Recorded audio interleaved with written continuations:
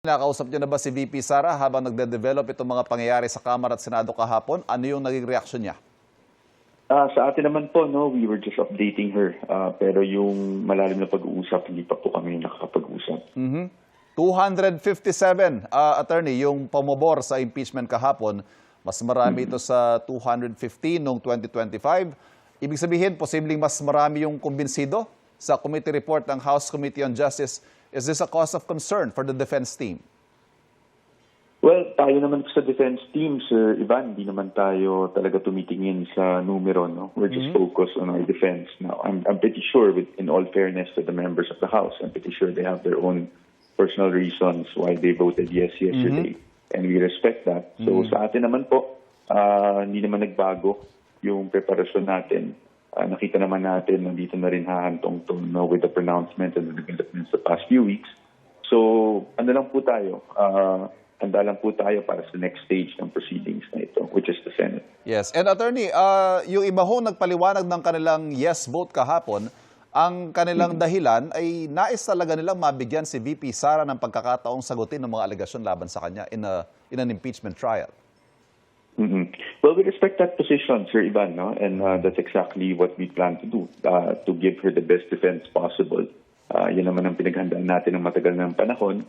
So, tingnan na lang po natin yung development sa susunod na araw kung kailan magko-convene ng impeachment court, and we will react accordingly.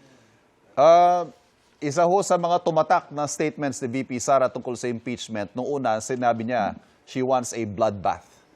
Ganyan pa rin ba ang gusto niya ngayon at are we expecting a bloodbath? Well, na-explain naman ng Vice Presidente natin last year, I think yung ibig sabihin niya doon sa sinabi niyang bloodbath, no? At ang nabanggit nga niya, what she meant is yung dugo niya, yung subject ng bloodbath. No? It's not really what we perceived it to be. So sa atin naman, we don't want to call it anything else, but rather we just want to say that the defense is really preparing, no, para talagang maprotektahan lahat ng karapatan ng Vice Presidente at madepensahan naman siya sa mga alegasyon laban sa kanya.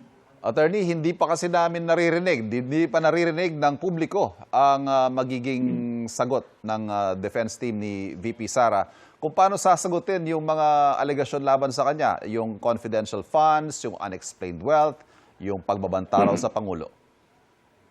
Well, Sir Ivan, kasi siyempre you have to understand, tayo, we don't want to telegraph our defenses, kaya hindi namin talaga sinas publiko even during the past interviews. No? Siguro ang ma-assure na lang natin, lalo na sa mga sumusuporta sa ating Vice Presidente, ay handa naman tayong sagutin lahat yan. And of course, we maintain pa rin, no, yung ating mga objections dun sa nangyari sa lower house pagdating sa proceedings.